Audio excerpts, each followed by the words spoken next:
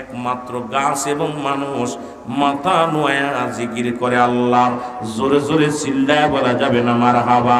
একটু মহব্বতের সঙ্গে জিকির করেন সুবহানাল্লাহ আলহামদুলিল্লাহ লা ইলাহা ইল্লাল্লাহু মুহাম্মাদুর রাসূলুল্লাহ সাল্লাল্লাহু আলাইহি ওয়াসাল্লাম। জোরে জোরে চিল্লায় বলেন মারহাবা। মহব্বতের সঙ্গে দুরূদ শরীফ পড়েন আল্লাহুম্মা। একটু জোরে জোরে দুরূদ শরীফ পড়েন না, দুরূদ পড়েন জোরে। ওয়া আলা আলি সাইয়্যিদিনা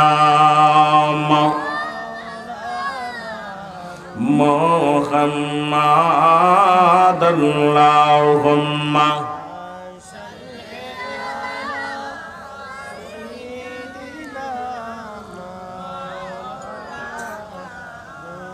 ওয়া আলা আলি সাইয়্যিদিনা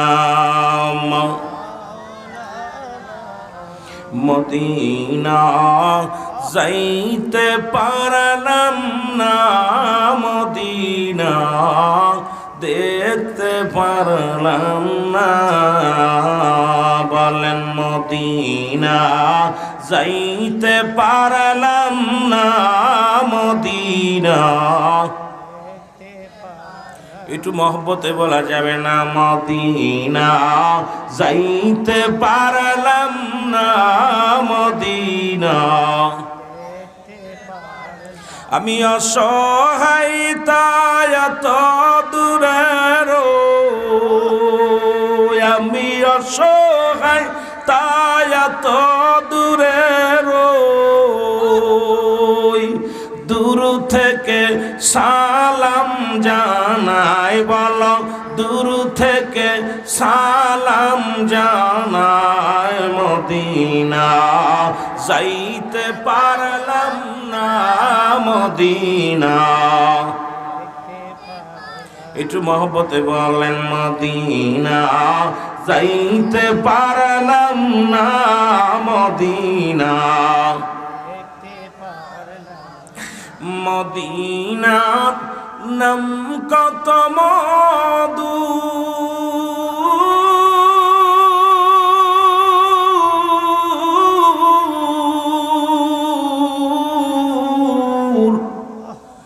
মদিনা আর যে কত দূর।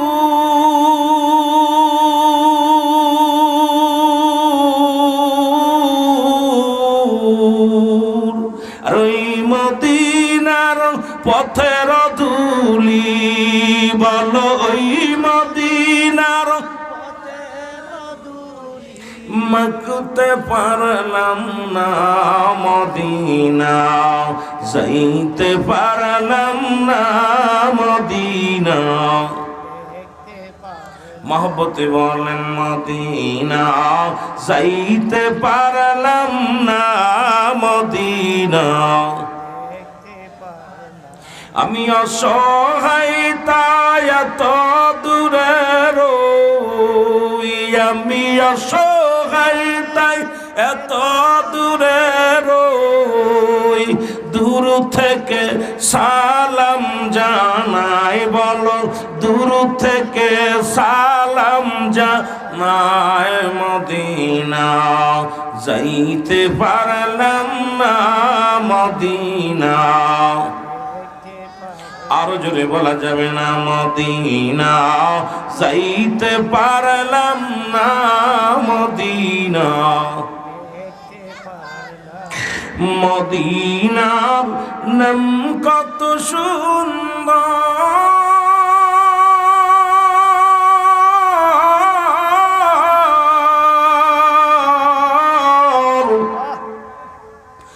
মদিনা কেরসে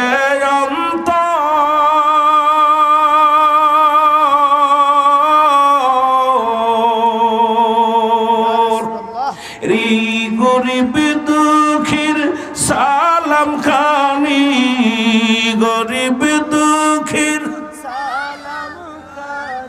পৌঁছাই দিও মদিনায় মদিনা যাইতে পারলাম না মদিনা।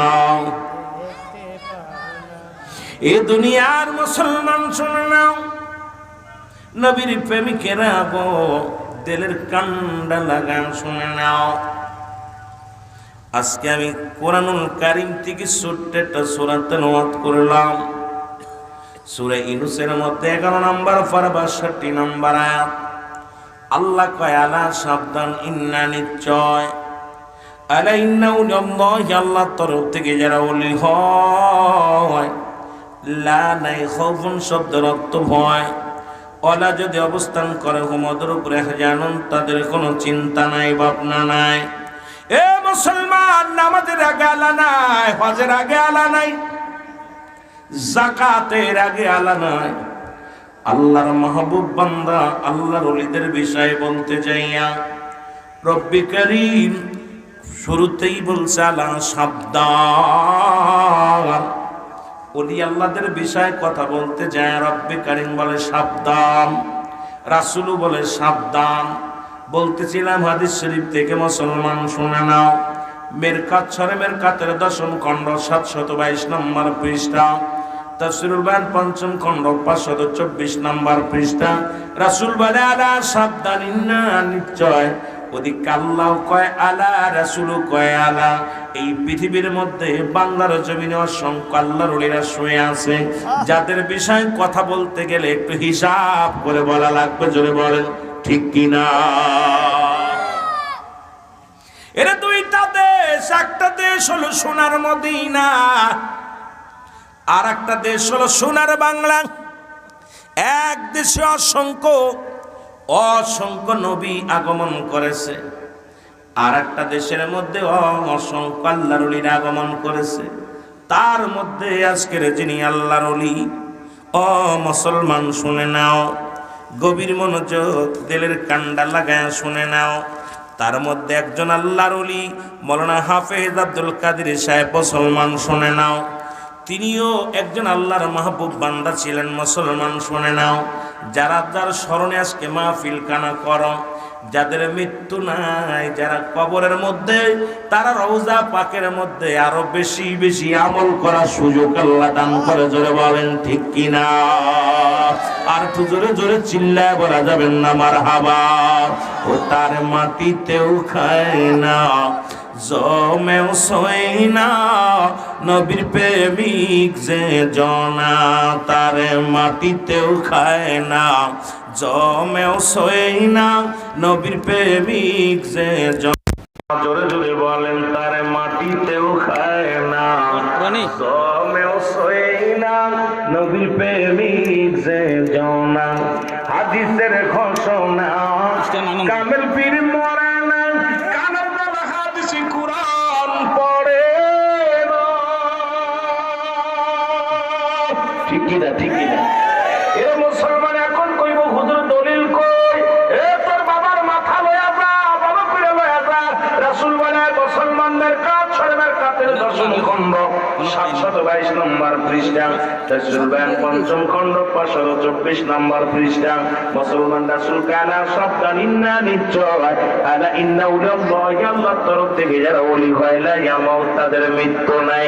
এখন দলিল যদি তোরা না পাস, আমি পৃষ্ঠা কোনলাম, কিতাবের নাম বললাম, না পাইলা ইয়া ওপেন চ্যালেঞ্জ করো। মুসলমান গভীর মনোযোগ, জোরে জোরে বলেন, তার মাটিতে খায় না, জমেও সই না, নবীর প্রেমিক যে জনা, তার মাটিতে খায় না, নবীর প্রেমিক যে জনা। হাদিসের ঘোষণা কামেল পীর মরে না, কানের দ্বারা হাদিস কুরআন পড়ে না। কামেল পীর যে জানে মরণ নাই সংসারে, বলো কামেল পীর যে জানে মরণ নাই জগতে, দেখো না হাদিস কুরআন খুঁজিয়া, তারে মাটিতেও খায় না, জমেও সই না, নবীর প্রেমিক যে জনা, তারে মাটিতেও খায় না,